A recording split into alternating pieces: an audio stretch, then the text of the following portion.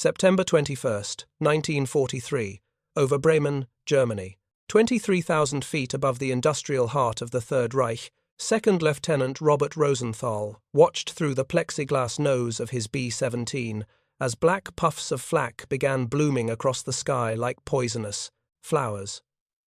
Each burst represented 88mm shells, detonating with enough force to shred aluminum skin and tear through human bodies. The formation around him, 338 flying fortresses, arranged in staggered combat boxes, flew straight and level toward their target.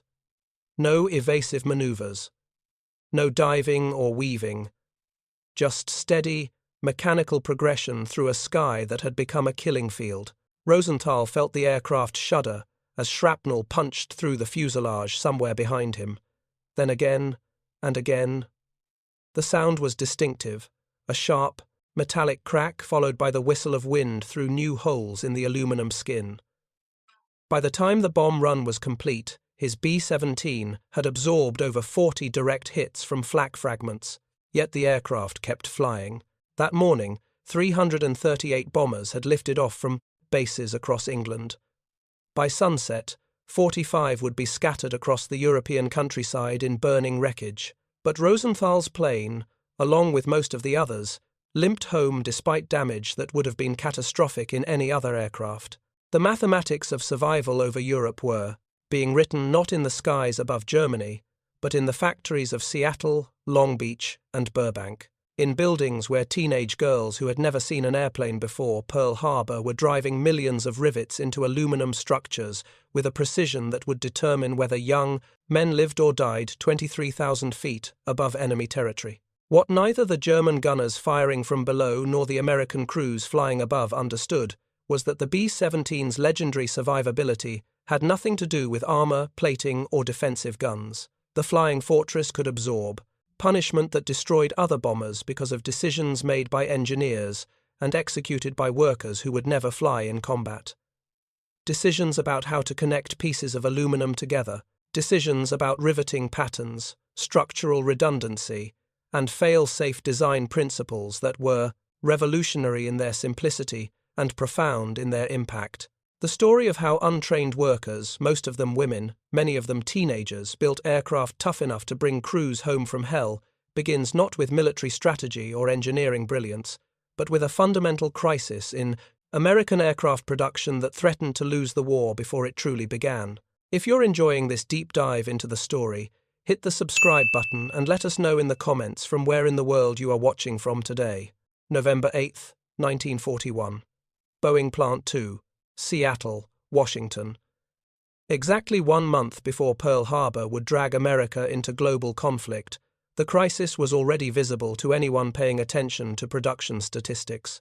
The United States Army Air Corps had ordered thousands of B-17 flying fortresses, Boeing's Seattle factory, along with new production lines being established at Douglas Aircraft in Long Beach and Lockheed Vega in Burbank, faced a problem that seemed mathematically insurmountable. Each B-17 required approximately 500,000 rivets, not bolts or screws that could be quickly installed, but individual, aluminum rivets that had to be driven by hand, one at a time, by skilled workers using pneumatic hammers and bucking bars. Traditional aircraft construction relied on master craftsmen who had spent years learning their trade. A skilled riveter could drive perhaps 200 rivets per 8-hour shift, working with a partner called a bucker who held a heavy steel bar against the opposite side of the rivet to form the shop head. The mathematics were devastating. 500,000 rivets per aircraft at 200 rivets per worker per day meant each B-17 required 2,500 worker days of riveting alone. With Boeing employing perhaps 200 skilled riveters before the war, the factory could theoretically complete the riveting on one B-17 every 12.5 days, assuming nothing else delayed production. The Army Air Corps wanted 3 B-17 seconds per day, from Seattle alone. The gap between requirement and capability wasn't merely wide, it was a chasm that threatened to swallow American air power before the war even began. Claire Egdvet, president of Boeing, met with his production managers in early November 1941 to confront a question that had no obvious answer. Where do you find 10,000 skilled aircraft riveters when fewer than 500 exist in the entire country? The traditional answer would have been simple. You don't. You reduce production targets to match available skilled labor. You accept that aircraft manufacturing is inherently limited by the availability of craftsmen who require years of training.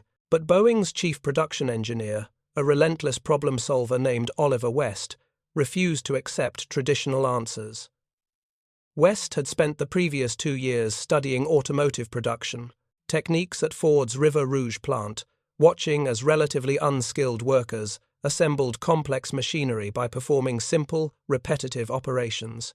West's proposal, presented to Boeing management on November 10, 1941, was radical enough that several senior engineers walked out of the meeting in disgust. "We don't need skilled riveters," West argued. "We need a system that makes riveting a simple operation that anyone can learn in days rather than years." The engineers who remained in the room considered this proposal somewhere between naive and dangerous. Aircraft riveting wasn't like installing bolts on an automobile chassis. The structural integrity of the entire aircraft depended on each rivet being properly driven, not too loose, which would allow movement and eventual fatigue failure, and not too tight, which would crack the aluminum skin. More critically, rivet patterns determined whether the aircraft would survive battle damage. Traditional aircraft construction used relatively simple riveting patterns based on craft knowledge passed down through generations.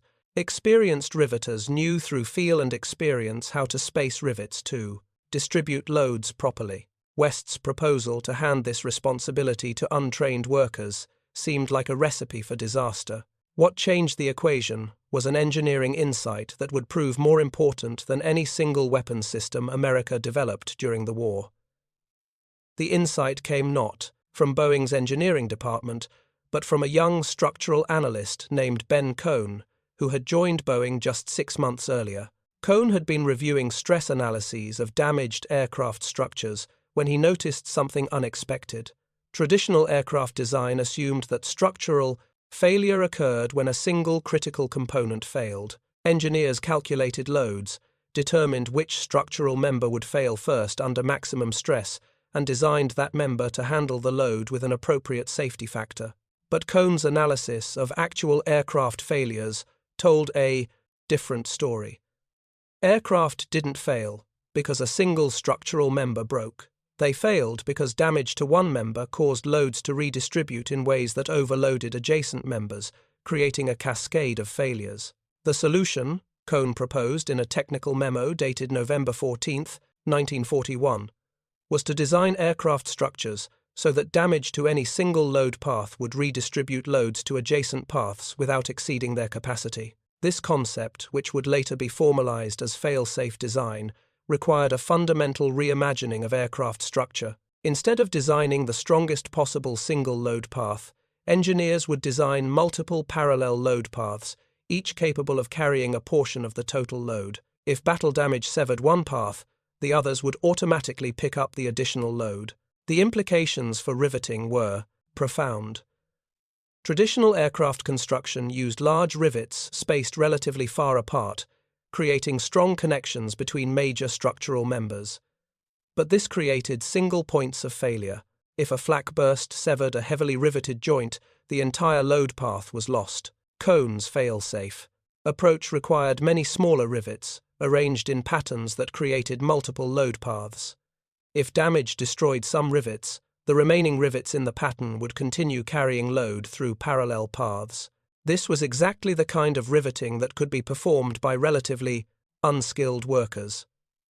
Instead of requiring riveters to make complex decisions about rivet placement and installation technique, the engineering would be done in advance. Workers would simply follow patterns, driving standardized rivets at precisely marked locations. Boeing's engineering department spent the 3 weeks following Cohn's memo redesigning the B-17 structure around fail-safe principles. Every major structural joint was analyzed and re-engineered to create multiple parallel load paths. The wing-to-fuselage connection, traditionally one of the most critical joints on any aircraft, was completely redesigned. Instead of large rivets creating a few very strong connections, The new design used hundreds of smaller rivets arranged in overlapping patterns that created dozens of parallel load paths. If flak destroyed a section of the wing root, loads would automatically redistribute through the remaining intact rivet patterns. The same principle was applied throughout the aircraft. Fuselage skins were attached to internal frames using rivet patterns that created diamond-shaped load paths. If a shell fragment tore through the skin and severed one diamond, the adjacent diamonds would carry the load. The tail structure used overlapping rivet patterns so that damage to the vertical stabilizer wouldn't cause loss of the horizontal stabilizers. By early December 1941, Boeing had created detailed drawings showing every rivet location on the X's B-17. The drawings didn't require riveters to think, they required riveters to execute. Each rivet location was marked, each rivet size was specified, each rivet type was designated. The question remained, could untrained workers actually do this work with sufficient precision? The answer came not from engineering analysis, but from necessity. On December 7, 1941, Japanese aircraft attacked Pearl Harbor. America was at war. The question of whether untrained workers could build aircraft became irrelevant. They would have to. There was no alternative. Boeing began recruiting workers in the first week of December 1941. The advertisements appeared in newspapers throughout Washington State, Oregon, and even as far south as California. The language was simple and direct. Help build the planes that will win the war. No experience necessary. Training provided. The response overwhelmed Boeing's personnel department. Within 2 weeks, more than 15,000 people had applied for jobs at Plant 2. They came from farms and shops and offices. They were housewives and teenagers and men too old for military service. Most had never been inside a factory. Almost none had ever seen a rivet. Among those who arrived at Boeing's employment office in mid-December 1941 was a 17-year-old girl from Yakima, Washington, named Lillian Hellman. She had worked as a sales clerk at J.C. Penney, earning $11 per week. Boeing offered 75 cents per hour for a 48-hour week, $36 per week, more than triple her previous income. Hellman filled out her application on December 15th. The form asked about previous manufacturing experience. She left that section blank. The form asked about technical skills. She wrote typing and cash register operation. The form asked why she wanted to work for Boeing. She wrote simply, patriotic duty and economic necessity. 3 days later, Hellman received a telegram instructing her to report to Boeing Plant 2 for training on December 22nd, 1941. Her training class included 43 other new hires. 37 were women. 21 had never held a paying job before. None had any aircraft manufacturing experience. The training took place in a converted warehouse adjacent to the main production floor. The instructor was a Boeing production foreman named Harold Mackenzie, a 20-year veteran of aircraft manufacturing who made no effort to hide his skepticism about the entire enterprise. I've been building airplanes since 1921, Mackenzie told the assembled trainees on their first FIA day. Every rivet I've driven after years of apprenticeship. You people have 4 days to learn what took me 4 years. I don't know if this will work, but we're going to find out. The training focused on a single operation, driving a standard solid aluminum rivet using a pneumatic rivet gun. The process seemed simple. Drill a hole through the materials being joined. Insert a rivet. Place the manufactured head of the rivet against one side of the materials. Press a heavy steel bucking bar against the protruding tail of the rivet on the opposite side.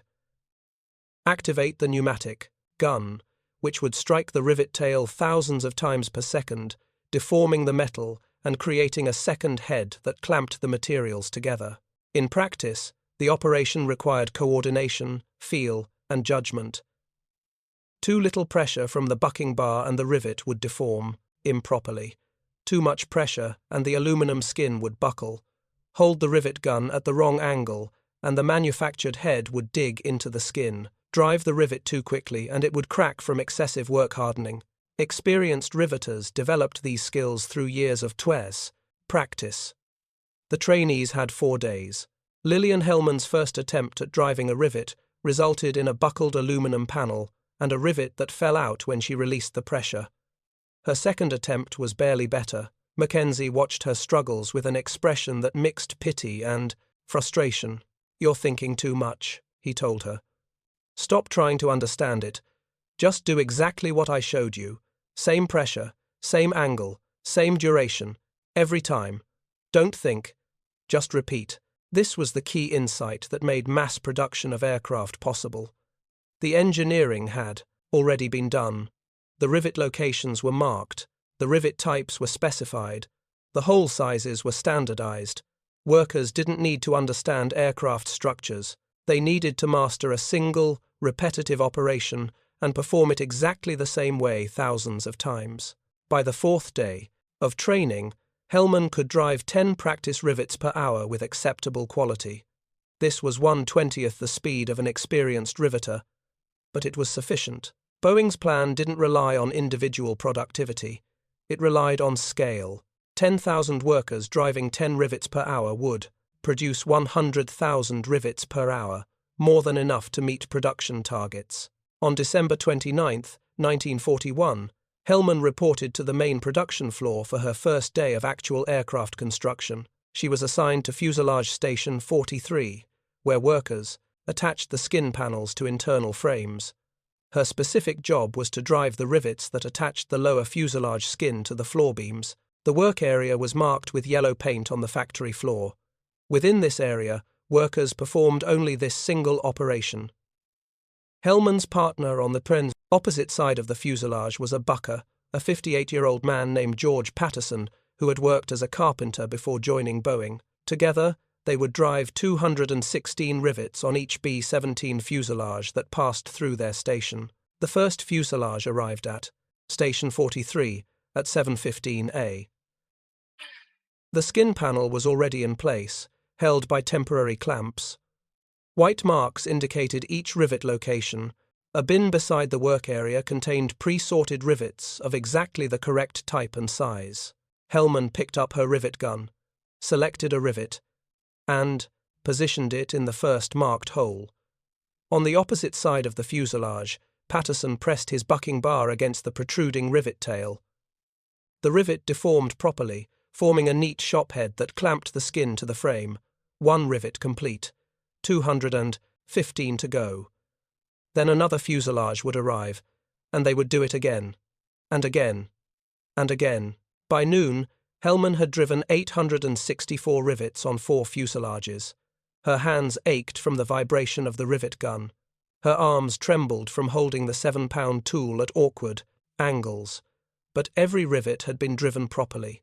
The quality inspectors who checked each fuselage before it moved to the next station found no defects in her work. This was being repeated across the factory floor.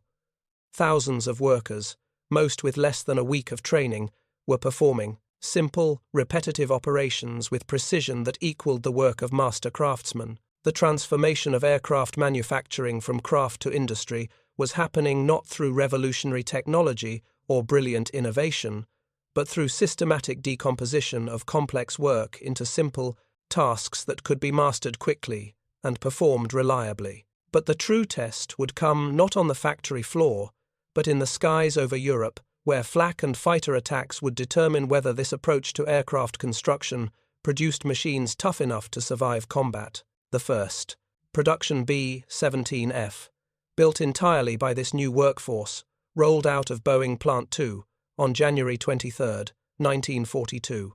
The aircraft incorporated all of Ben Cohn's fail-safe design principles, with rivet patterns creating multiple parallel load paths throughout the structure. Army Air Corps inspectors examined the aircraft with profound skepticism. They knew it had been built primarily by workers with less than a month of training. Traditional wisdom said this was impossible. Aircraft construction required years of apprenticeship, accumulated skill, and craftsman judgment. The inspectors checked rivet installation quality.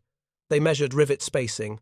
They examined skin buckling and frame alignment. They performed pull tests on structural joints and conducted visual inspections of every major assembly. The aircraft passed every inspection, not because the work was perfect, it wasn't, Individual rivets showed minor imperfections that a master craftsman would have avoided.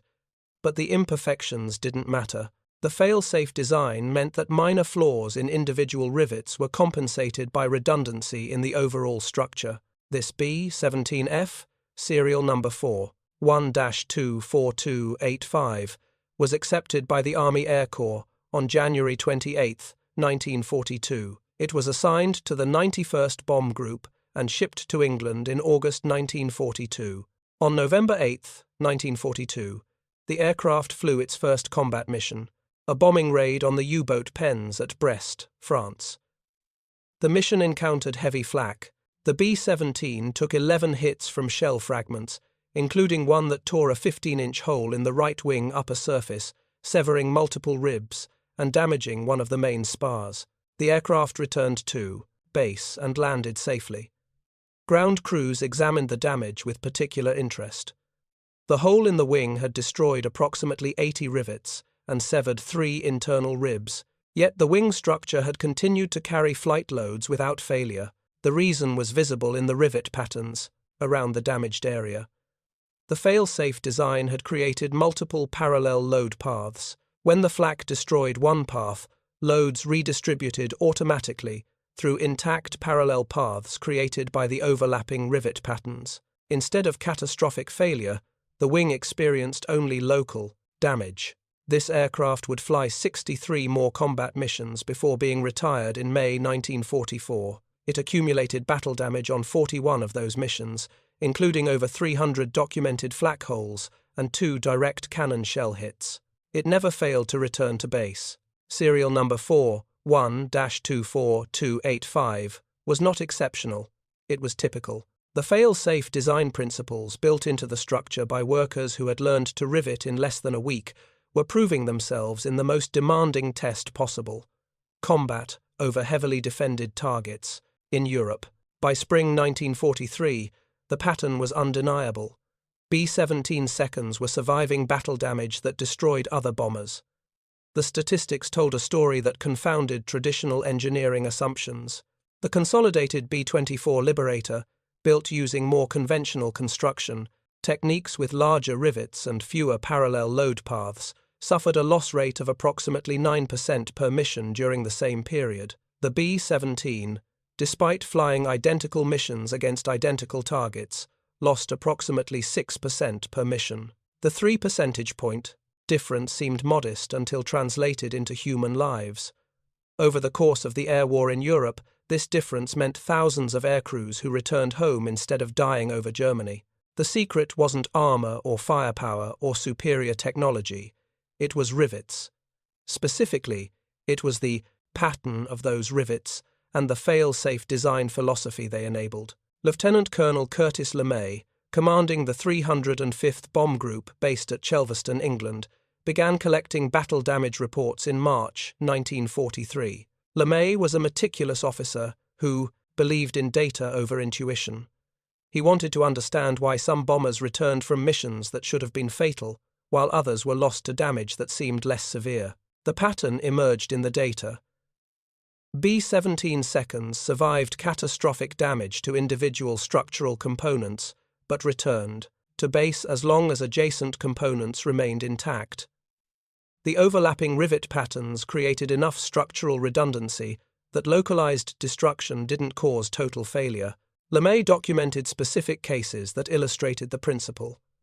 On March 18, 1943, a B-17F named Jersey Bounce Jr. took a direct hit from an 88mm flak shell in the left wing. The explosion severed the wing's main spar completely, destroyed 2 ribs, and blew a hole measuring 4 feet by 3 feet through the wing structure. The wing didn't fail. The severed main spar should have caused immediate structural collapse. The wing should have folded upward and torn off the aircraft. Instead, loads redistributed through the rivet patterns, connecting the skin to the remaining intact ribs. The skin itself, attached to the structure by thousands of small rivets in overlapping patterns, acted as a load-bearing member, carrying tension loads that partially compensated for the destroyed spar. Jersey Bounce Jr. flew 70 miles back to England on one functioning main spar and a wing skin that had been designed only to provide aerodynamic shape, but was now serving as primary structure. The pilot, Second Lieutenant John Murphy, landed the aircraft successfully. Ground crews who examined the damage were astounded that the wing had held together. "By every calculation I know, that wing should have failed," wrote Captain James Howard, the group's engineering officer, in his official report. The fact that it didn't suggests our understanding of aircraft structural behavior is incomplete. What Howard didn't know was that the wing had survived precisely because it had been built by someone like Lilian Hellman, a worker who followed engineering specifications exactly, driving rivets at marked locations in patterns designed to create redundancy. The fail-safe design worked not despite being built by unskilled labor, but because unskilled labor could execute precise, repetitive operations more consistently than craftsmen might be tempted to deviate from specifications based on their own judgment. By summer 1943, Boeing's workforce had swelled to nearly 50,000 workers at the Seattle plant alone. The Douglas facility in Long Beach employed 35,000 workers building B-17 seconds, and Lockheed Vega in Burbank had 28,000 employees. Combined, these three plants were producing approximately 16 B-17 seconds per day. The workers building these aircraft looked nothing like traditional aircraft craftsmen. At Boeing's Plant 2, women comprised 42% of the FACE's workforce by July 1943.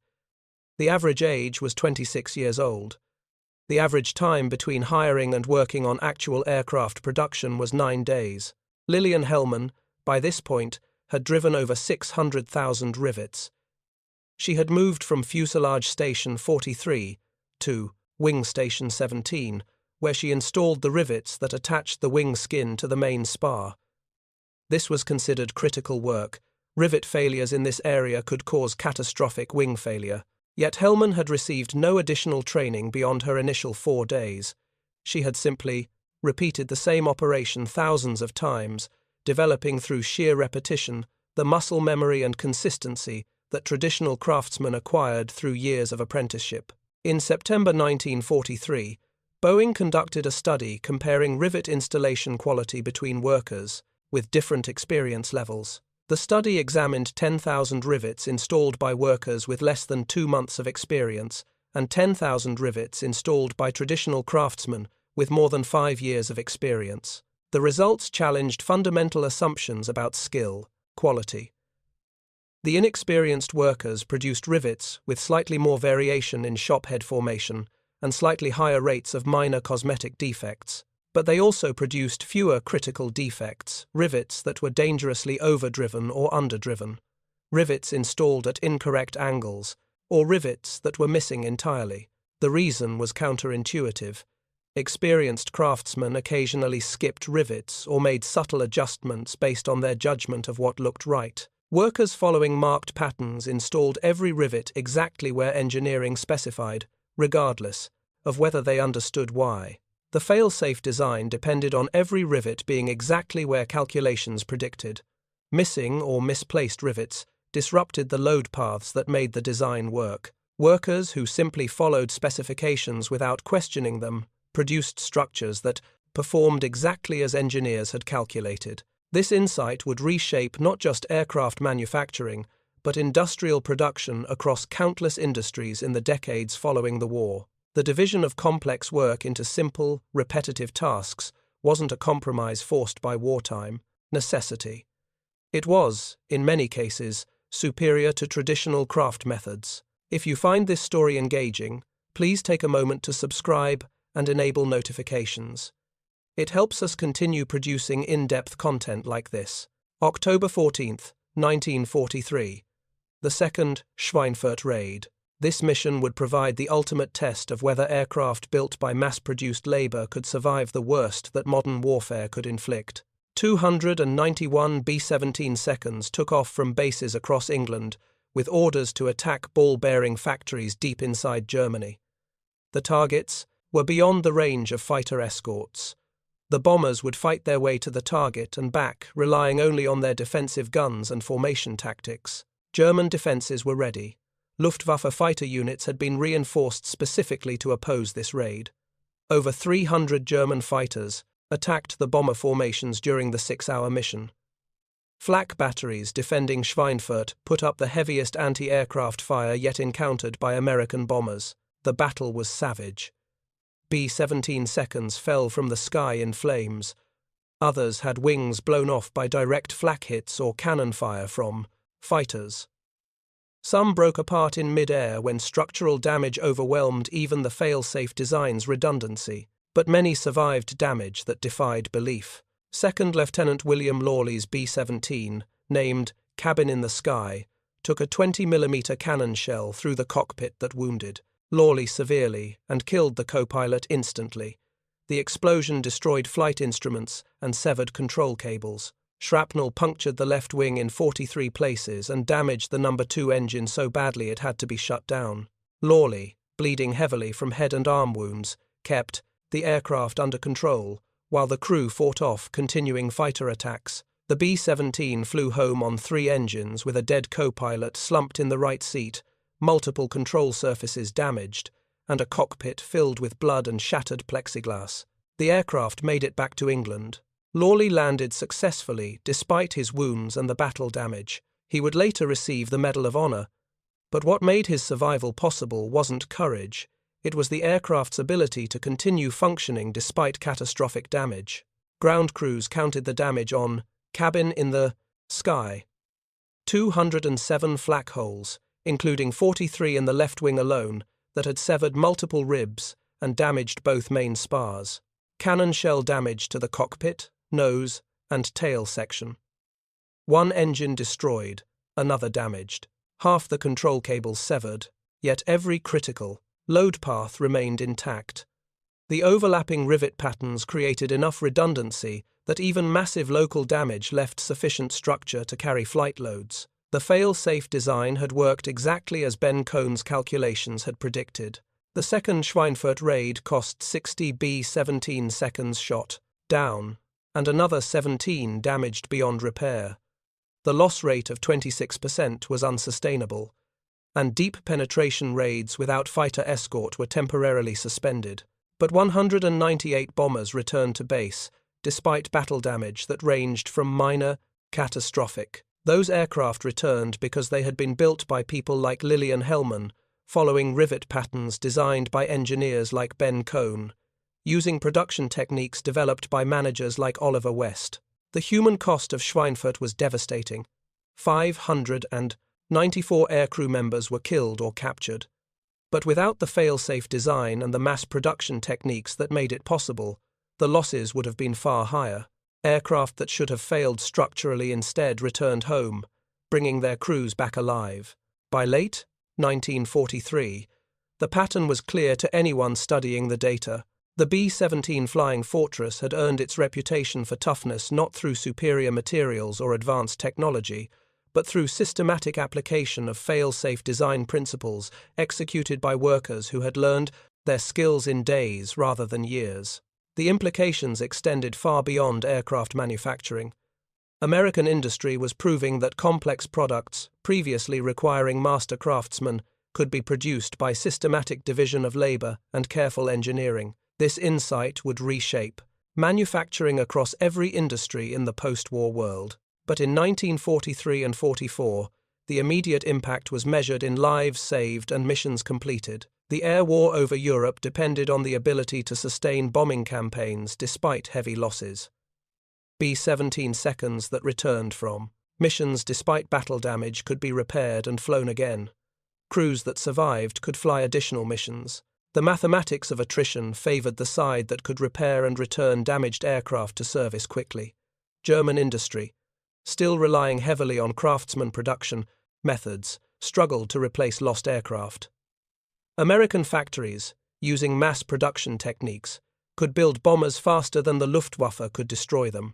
And critically, American bombers could absorb more damage before being destroyed, thanks to structural designs that worked precisely, because they had been built by workers following exact specifications rather than relying on craftsman judgment. January 1944 brought a new phase in the air war. Long-range fighter escorts P-51 Mustangs with drop tanks could now accompany bombers all the way to targets deep inside Germany. The combination of fighter protection and the B-17's survivability dramatically reduced loss rates. But the battle damage continued. B-17 seconds still flew through flak barrages. They still absorbed cannon fire from the German fighters that got through the escort screen. The difference was that more survived to return home. Ground crews at bases across England developed a dark humour about the damage B-17 seconds could sustain and keep flying. A B-17 named Hell's Angels completed its 25th mission, the number required to complete a combat tour with over 300. Documented flak holes accumulated across those missions. The aircraft was returned to the United States for a war bond tour, its battle-scarred fuselage a testament to structural resilience. Another aircraft, Memphis Belle, completed 25 missions and became the subject of a documentary film. Moviegoers could see the patches covering flak damage accumulated over months of combat. What they couldn't see were the rivet patterns underneath those patches, the thousands of small connections creating multiple load paths that allowed localized damage to be isolated rather than causing catastrophic failure. By D-Day, June 6, 1944, over 6,000 B-17 seconds were in service with the 8th and 15th Air Forces in Europe. These aircraft had been built by a workforce that barely resembled traditional aircraft craftsmen. At Boeing's peak production in March 1944, the Seattle plant employed over 43,000 workers. Less than 800 had any aircraft manufacturing experience before the war. Yet these workers were producing 16 bombers per day at Boeing alone, with similar production rates at Douglas and Vega. The aircraft they built were surviving combat at rates that would have been considered impossible before the war. Lillian Hellman was still working at Boeing in June 1944. She had been promoted to lead riveter at Wing Station 17, supervising 4 other workers. She had driven over 2 million rivets by this point, working 10-hour days 6 days per week. She would later recall that she never fully understood what she was building until after the war. The work was repetitive, exhausting, and monotonous. Pick up a rivet, position it in the marked hole, trigger the gun, check, the shop head formation, move to the next rivet. Repeat 500 times per shift, every shift, for 3.5 years. I didn't think about it being an airplane, she said in an interview decades later. I thought about it as rivets. My job was to drive rivets exactly like the drawings showed. That's what I did. I got very good at it. That mundane description captured the essence of the transformation. Aircraft manufacturing had been reduced to a series of simple, repetitive operations that could be mastered quickly and performed reliably. The complexity remained, but it had moved from the factory floor to the engineering department. Ben Cohn's fail-safe design required sophisticated structural analysis and careful calculation of load paths and stress distributions. But once the engineering was complete, the actual construction could be performed by workers who understood nothing of structural mechanics or aerodynamics. This division between engineering and execution would become the foundation of modern mass production. Engineers designed products that could be assembled from standardized components using simple, repetitive operations. Workers executed those operations with precision, but without necessarily understanding the underlying principles. The B-17 program proved this approach could work even for products as complex and demanding as combat aircraft. If airplanes could be mass-produced by workers with minimal training, anything could. By war's end in August 1945, a total of 12,731 B-17 seconds had been built. Boeing produced 6,981 in Seattle. Douglas built 3,000 in Long Beach. Vega produced 2,750 in Burbank. These aircraft flew hundreds of thousands of combat missions over Europe and the Pacific. They dropped 640,000 tons of bombs on enemy targets. They were instrumental in destroying German industrial capacity and isolating Japanese forces in the Pacific. But perhaps their most important contribution was proving that battle damage didn't have to be fatal. The fail-safe design and the mass production techniques that made it possible gave crews a chance to survive encounters that would have been deadly in other aircraft. The casualty statistics told the story of Approximately 210,000 aircrew members who served in B-17 seconds during the war, approximately 47,000, were killed in action, a staggering 22% casualty rate that reflected the brutal nature of air combat over Europe.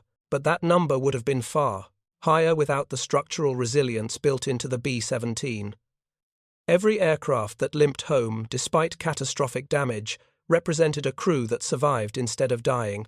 The cumulative effect of thousands of successful returns from missions that should have been fatal saved thousands of lives.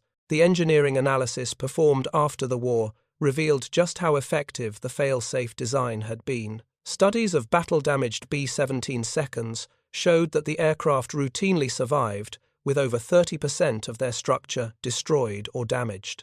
Load redistribution through the rivet patterns allowed the remaining 70% of the structure to carry the loads necessary for controlled flight. Traditional aircraft design, which optimized for minimum weight by eliminating redundancy, could not have achieved this level of damage tolerance. An aircraft designed with single load paths and large rivets, creating a few very strong connections, would have suffered catastrophic failure when those connections were destroyed. The B-17's design accepted slightly higher structural weight in exchange for redundancy that made the difference between survival and catastrophic failure.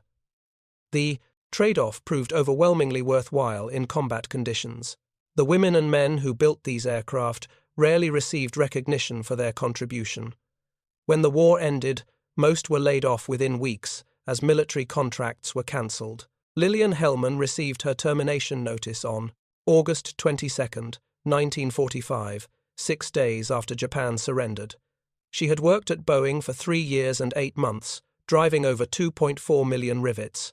Her final paycheck included a small bonus and a letter from Boeing management thanking her for her service to the war effort. The letter made no mention of the fact that her work, and that of thousands like her, had fundamentally transformed aircraft manufacturing and proved that mass production techniques could produce weapons systems sophisticated enough to win a global war.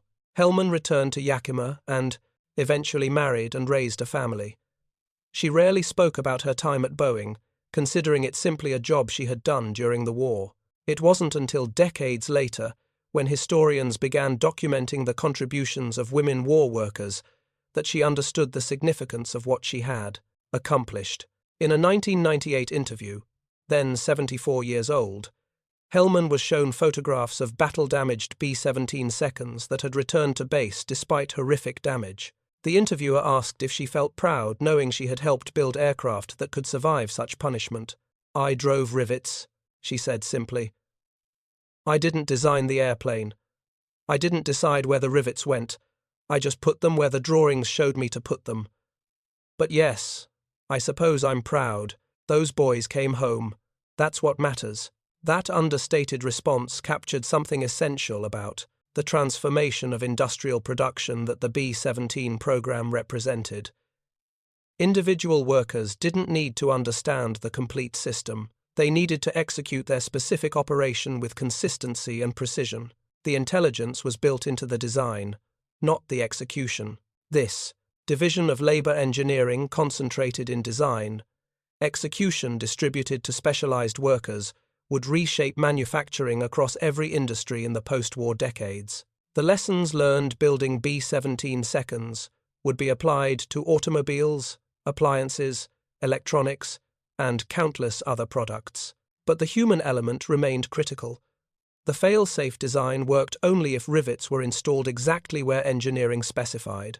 A worker who decided to skip rivets to save time, or who installed rivets carelessly, could compromise the multiple load paths that made the design work. The fact that workers like Lilian Hellman took pride in doing their job correctly, even when that job was driving the 2,400,000th rivet, exactly like the previous 2,399,999 made the system work. The B-17 program demonstrated that ordinary people, given proper training and clear specifications, could achieve extraordinary results.